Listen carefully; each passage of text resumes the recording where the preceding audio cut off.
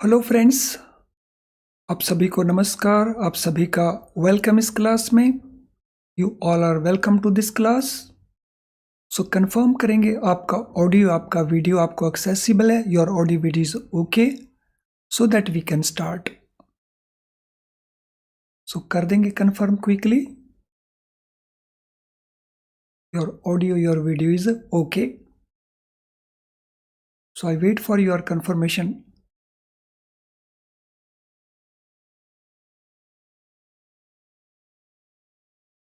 तो चलिए शुरू करते हैं। तो जैसा आप देख रहे हैं, हम कंटिन्यू कर रहे हैं। कल हमारा जो सेशन था वो मॉड्यूल ए चैप्टर 1, जो हमारा अकाउंट्स जेईबी का पेपर है, तो उसको हम कंटिन्यू कर रहे हैं।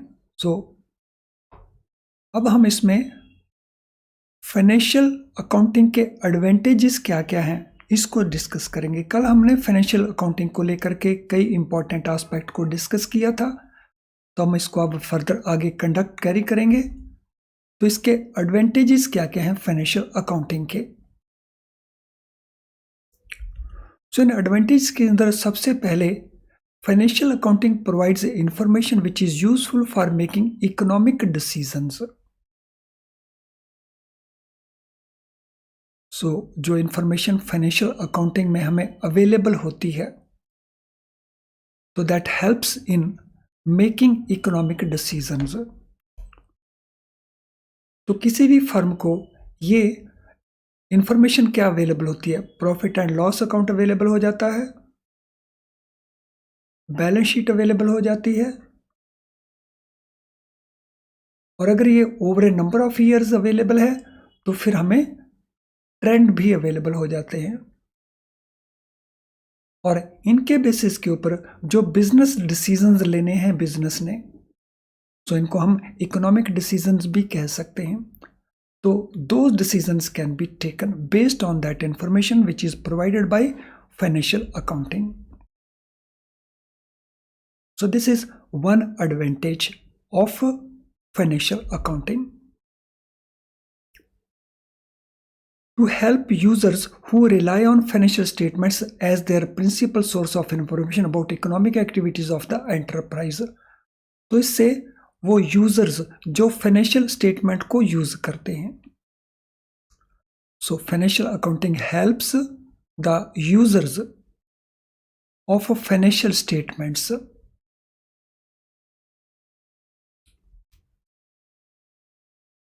तो उन यूजर्स के लिए ये फाइनेंशियल स्टेटमेंट्स प्राइमरी सोर्स हैं, मेन सोर्स हैं इंफॉर्मेशन का about activities of that business.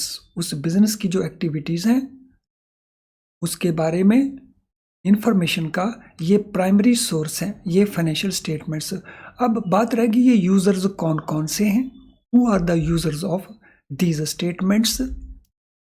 सो कौन कौन बेनिफिट लेते हैं फाइनेंशियल अकाउंटिंग का? तो यूजर्स में कौन कौन है? तो यूजर्स के अंदर हमारे इन्वेस्टर्स हो सकते हैं। सो सबसे पहले तो शेयर होल्डर्स हो सकते हैं,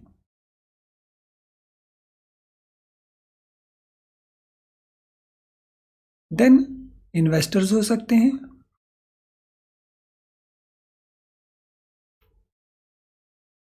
देन कस्टमर्स हो सकते हैं,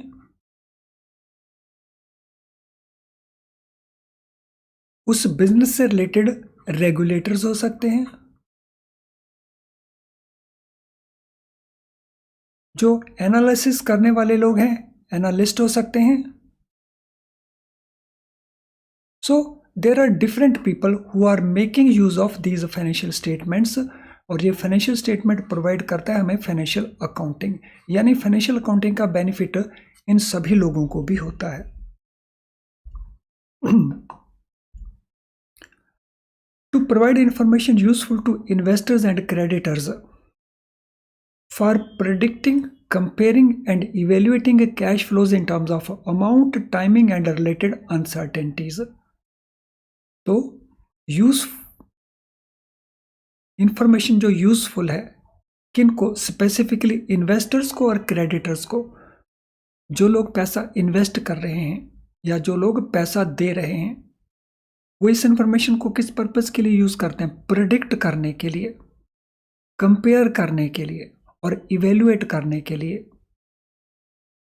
कि जो कैश फ्लोज हैं, जो इनकम हो रही है उसको, जो उसकी सेल हो रही है उसका अमाउंट, उसकी टाइमिंग में किस किस तरह की सर्टेनिटीज और अनसर्टेनिटीज हैं।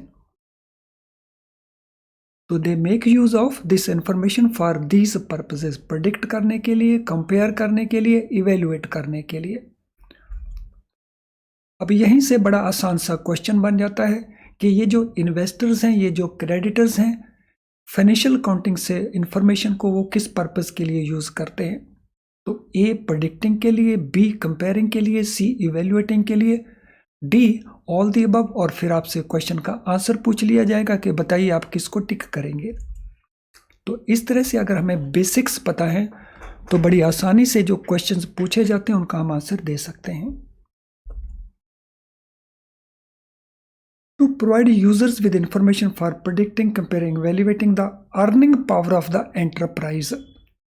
तो जो बिजनेस है उसकी अर्निंग पावर, उसके बारे में भी हमें ये जानकारी दे सकते हैं। अर्निंग पावर को प्रेडिक्ट करना, कंपेयर करना, इवेल्युएट करना। अर्निंग पावर के ऊपर यहाँ पे फोकस है, और ऊपर फोकस कहाँ पे ऊपर था, अमाउंट एंड टाइमिंग के ऊपर। वो कैश फ्लोज कब इनकर होते हैं, क्या उसका साइज है, और यहाँ पे सीधा वो अर्निंग, उससे प्रॉफिट उसको क्या हो रहा है, एंटरप्राइज को। So this information is also provided by financial statements, जहां पे यूजर्स अंदाजा लगा सकते हैं, प्रिडिक्ट कर सकते हैं, कंपेयर कर सकते हैं और उसका इवेल्युएशन कर सकते हैं।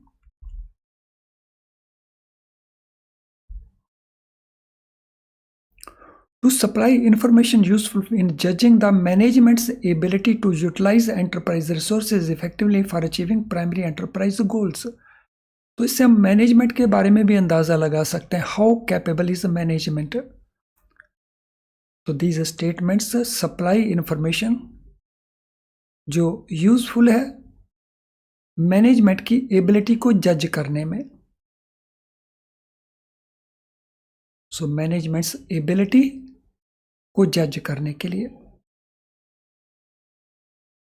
और मैनेजमेंट की जो एबिलिटी जो हम जज करते हैं उसमें कौन कौन से एरियाज हैं, कि मैनेजमेंट जो अवेलेबल रिसोर्सेज हैं उनको कैसे यूज करती है। सो फाइनेंस अवेलेबल है, उसको मैनेजमेंट कैसे यूज करती है। इंफ्रास्ट्रक्चर क्रिएट किया हो उसको मैनेजमेंट कैसे यूज करती है। मैन पावर को मैनेजमेंट कैसे यूज करती है। अदर सोर्सेज हैं उसको मैनेजमेंट कैसे यूज करती है। तो इसके बारे में हम जजमेंट कर सकते हैं मैनेजमेंट की एबिलिटी के बारे में, और ये इंफॉर्मेशन भी हमें फाइनेंशियल अकाउंटिंग प्रोवाइड करता है।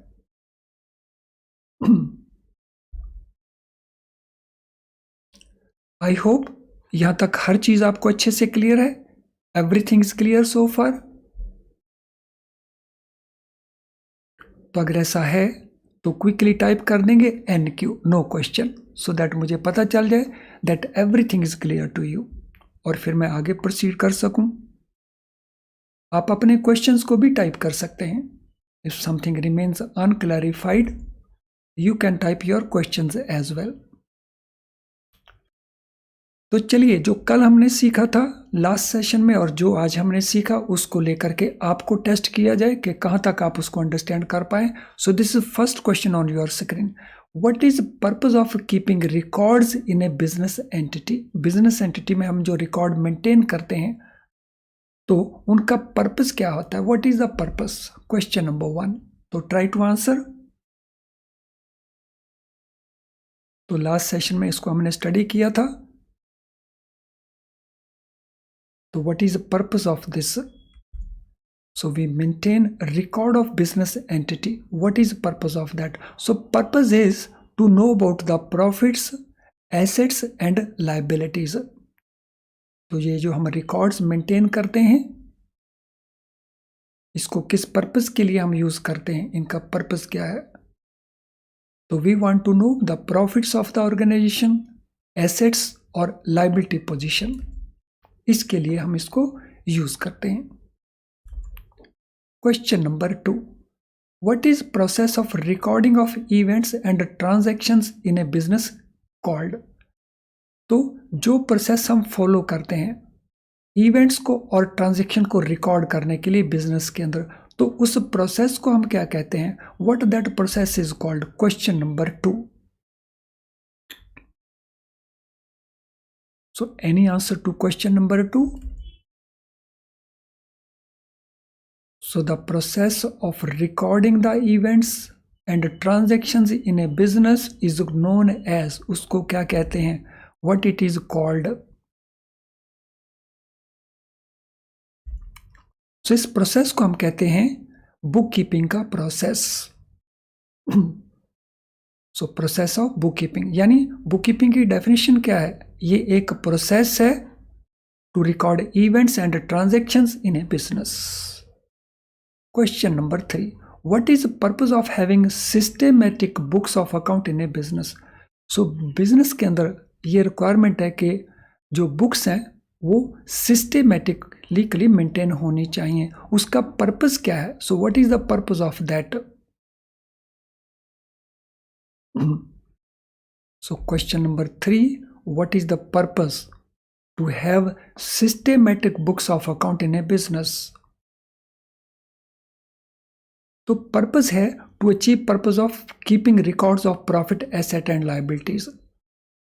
तो हम एसेट, लाइबिलिटी एंड प्रॉफिट का रिकॉर्ड मेंटेन करना चाहते हैं। उसको अचीव करने के लिए what we do, systematic books of account maintain करते हैं। Question number 4, what is role of accountancy in business? So business के अंदर अकाउंटेंसी का रोल क्या है? To record events and transactions, और टू समराइज रिकॉर्डेड इवेंट्स, और टू इंटरप्रेट फाइनेंशियल ट्रांजैक्शंस। तो इनमें से क्या रोल है अकाउंटेंसी का बिजनेस के अंदर? Yes, question number 4। यहाँ पे आपको लिखना नहीं पड़ेगा, तो आपने सिर्फ ABC का आंसर देना है। क्वेश्चन नंबर 4,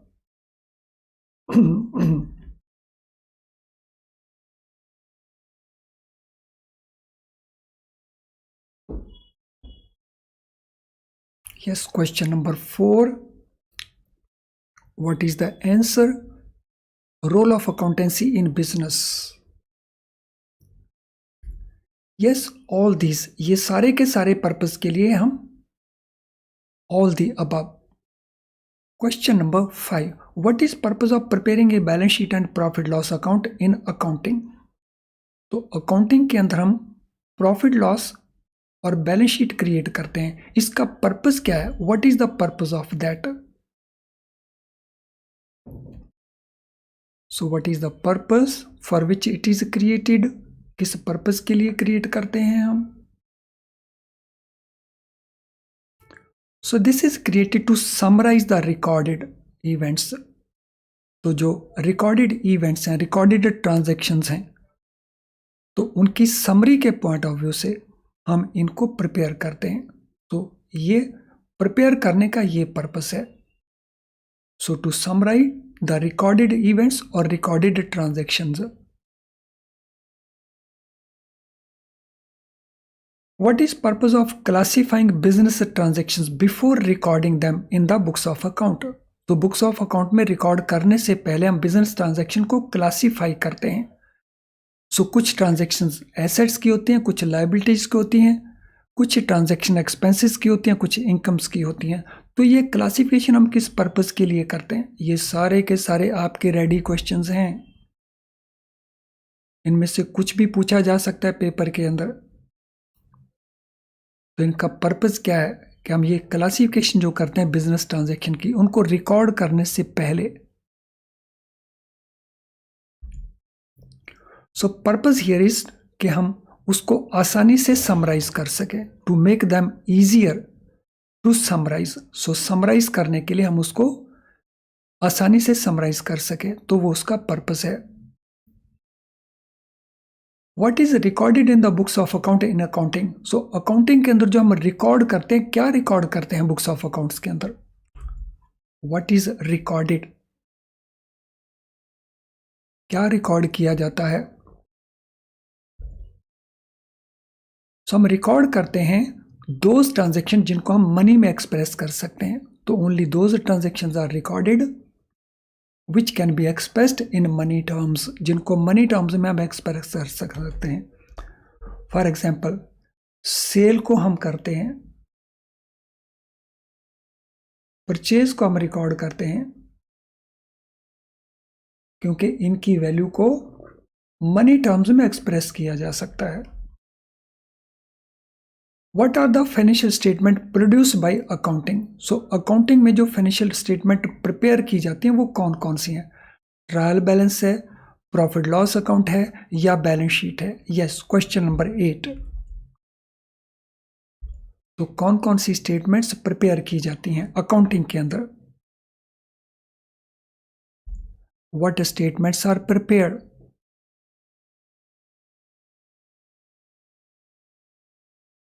यस, इसको तो लिखना नहीं पड़ेगा आपको, आपने ABC करके आंसर देना है। So which statements are prepared?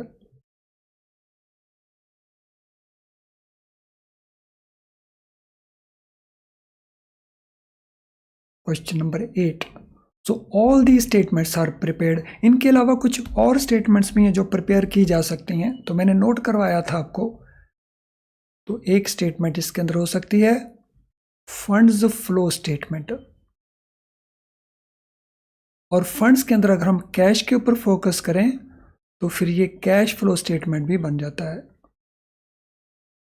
So it could be trial balance, it could be profit loss account, it could be balance sheet, it could be funds flow statement, और it could be cash flow statement also. तो ये cash flow statement भी हो सकती है।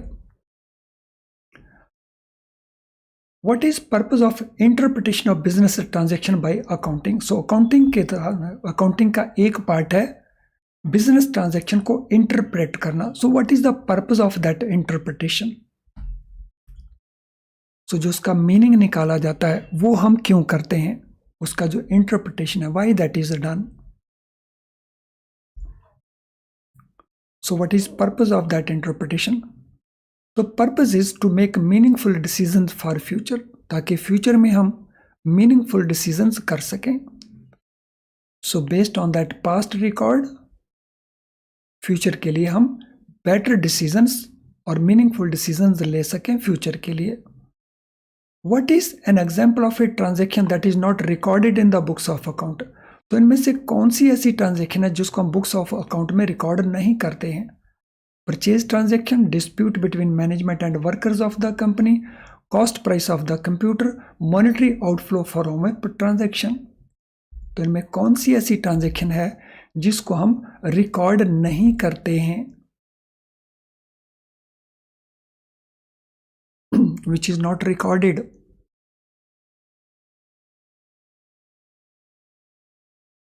Question number 10.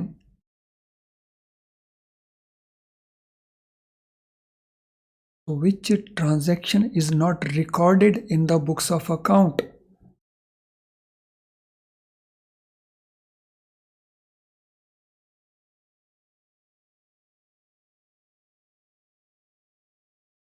Yes, 10B is the correct. तो हम dispute between management इसको रिकॉर्ड नहीं करते हैं। इसको रिकॉर्ड हम क्यों नहीं करते हैं? चलिए, ये सप्लीमेंट्री क्वेश्चन है। Why this is not recorded as an event और एज ए ट्रांजेक्शन? इसको क्यों रिकॉर्ड नहीं करते हैं? बिकॉज हम इसको मॉनेटरी टर्म्स में एक्सप्रेस नहीं कर सकते हैं। So this can not be expressed in monetary terms. चलिए, आई थिंक ये क्वेश्चंस के बाद आपको इस सब्जेक्ट को अंडरस्टैंड करने में थोड़ी हेल्प मिलेगी। अगर ऐसा है तो मुझे बता देंगे स्माइलिंग आइकन को पोस्ट करके, और जिन स्टूडेंट्स का अभी तक लाइक डिसलाइक नहीं हुआ है वो लाइक डिसलाइक को भी कंप्लीट कर लेंगे। तो अभी काफ़ी सारे स्टूडेंट्स हैं जिन्होंने लाइक डिसलाइक कंप्लीट नहीं किया है, तो मेरा रिक्वेस्ट है सभी से और यहाँ तक हर चीज़ आपने अच्छे से अंडरस्टैंड कर ली है, तो इसकी कंफर्मेशन के लिए स्माइलिंग आइकन को पोस्ट कर दीजिए ज़रा। सो दोनों काम इकट्ठे कर दीजिए, लाइक डिसलाइक के प्रोसेस को भी पूरा कर दीजिए और स्माइलिंग आइकन को भी पोस्ट कर दीजिए, so that I get a confirmation from you.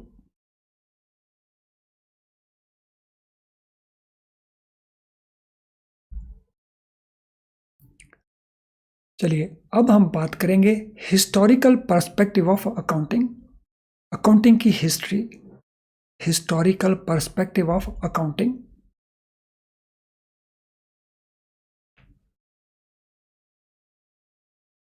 Historical perspective of accounting, accounting का हिस्टोरिकल पर्सपेक्टिव क्या है,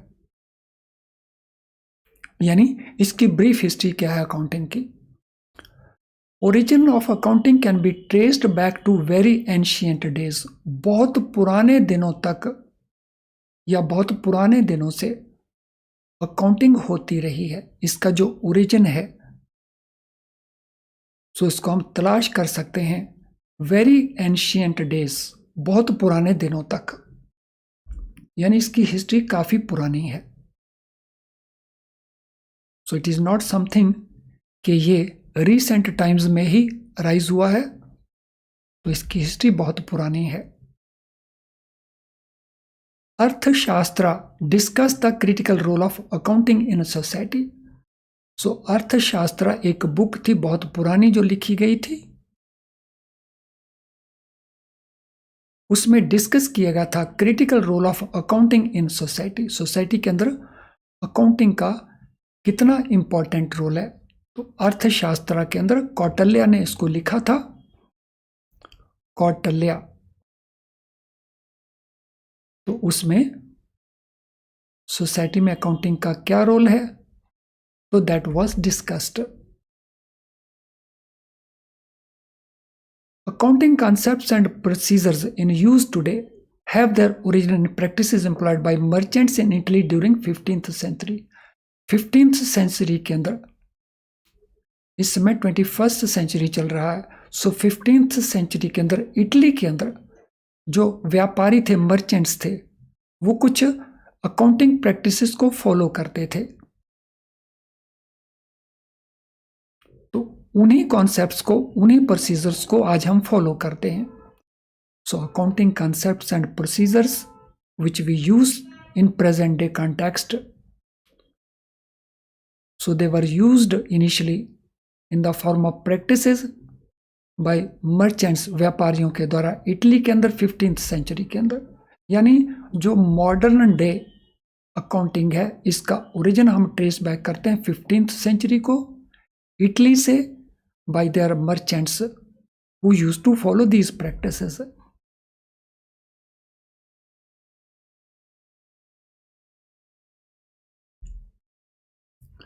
इटालियन मेथड्स, उसको हम जानते हैं double entry book keeping system के नाम से, और इस मेथड को यूरोप के बाकी कंट्रीज ने अडॉप्ट किया 19th सेंचुरी के अंदर। तो ये जो मर्चेंट्स थे इटली के अंदर, तो they use to follow double entry book keeping, जिसको हम इटालियन मेथड कहते हैं। तो इसको अडॉप्ट किया यूरोपियन कंट्रीज ने 19th सेंचुरी के अंदर, यानी यूरोप के अंदर इटली बहुत पहले से कर रहा था और यूरोप के बाकी कंट्रीज में सब्सिक्वेंटली उसको अडॉप्ट किया 19th सेंचुरी में, 400 साल के बाद।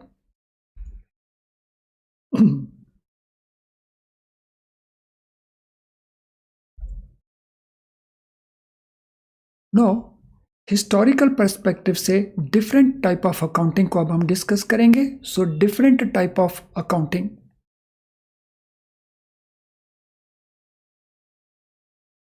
तो पहले हम बात करेंगे स्टीवर्डशिप अकाउंटिंग। स्टीवर्डशिप अकाउंटिंग क्या होता है?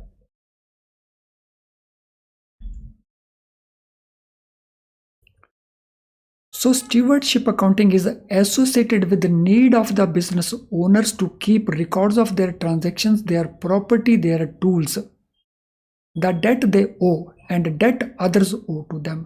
जो business owners थे,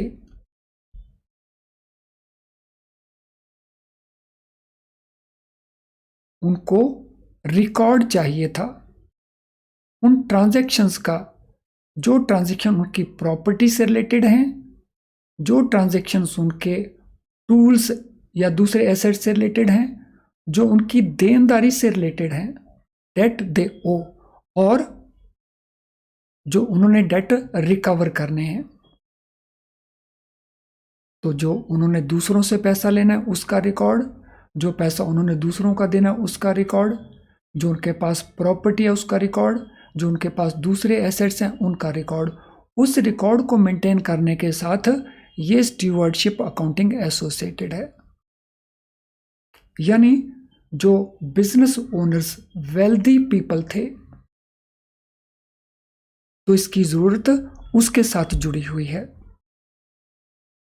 in earlier times wealthy people, ये जो बिजनेस ओनर थे, तो वो स्टीवर्ड्स को एम्प्लॉय करते थे जो मैनेज करते थे उनकी प्रॉपर्टी को, और उसी से जुड़ा हुआ है stewardship accounting. So in earlier times, पुराने दिनों के अंदर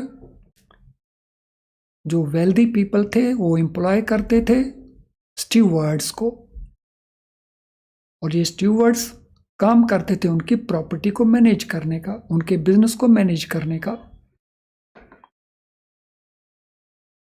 तो उसी से जुड़ा हुआ है stewardship accounting.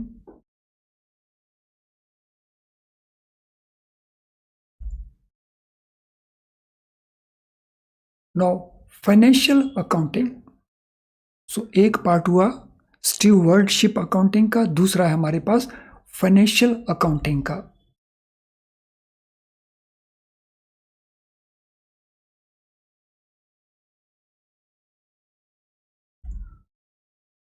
Financial accounting dates from the development of large scale business, particularly जब से ज्वाइंट स्टॉक कंपनीज बनी तब से ज्यादा। तो फाइनेंशियल अकाउंटिंग कब से शुरू हुआ? जब लार्ज स्केल बिजनेस आया, पर्टिकुलरली ज्वाइंट स्टॉक कंपनी, क्योंकि इसकी जो कॉम्प्लेक्सिटीज थी वो ज्यादा थी, तो इसलिए फाइनेंशियल अकाउंटिंग की जरूरत पड़ी। सो इसकी हिस्ट्री को हम ट्रेस बैक कर सकते हैं लार्ज स्केल बिजनेस के आने से और ज्वाइंट स्टॉक कंपनी के अपीयर होने से। Law governing the operations of a company give a legal form to the doctrine of stewardship, which requires that information be disclosed to the shareholders in the form of annual income statement and balance sheet. जैसे पुराने जमाने में stewards अपने मालिक को जानकारी देते थे, तो उसी पैटर्न के ऊपर, उसी प्रिंसिपल के ऊपर, उसी डॉक्ट्राइन के बेसिस के ऊपर अब इंफॉर्मेशन दी जाती है किनको? शेयर होल्डर्स को।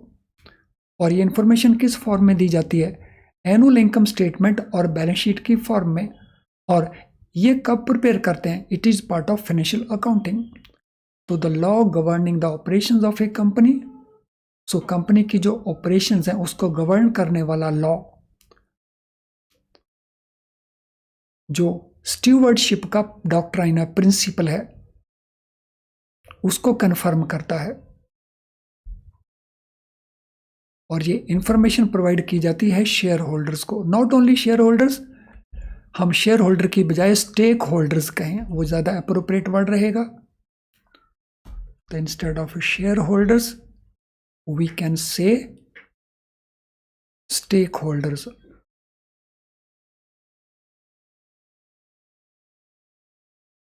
और स्टेक होल्डर्स में फिर बहुत सारे लोग आ जाते हैं। सो जिसमें शेयर होल्डर्स हैं, इन्वेस्टर्स हैं, लेंडर्स हैं, क्रेडिटर्स हैं, एंड सो ऑन।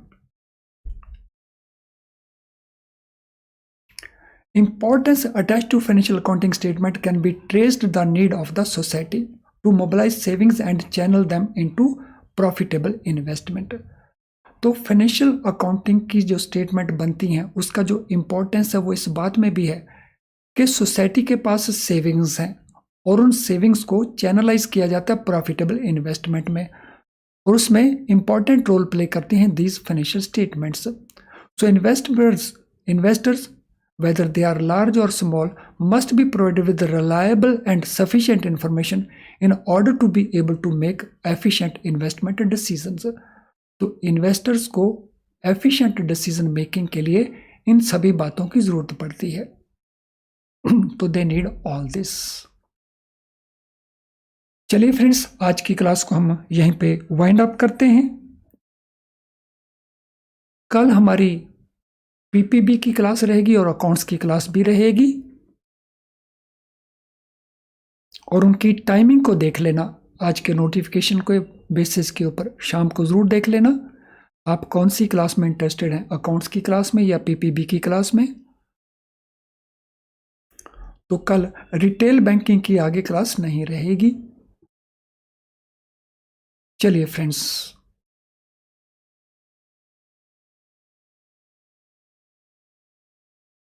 तो आपको कुछ फीडबैक देना हो, कुछ आपका क्वेश्चन हो, तो आप क्वेश्चन कमेंट बॉक्स के अंदर भी टाइप कर सकते हैं। तो चलिए अब वाइंड अप करते हैं इसको। Thank you, all the best.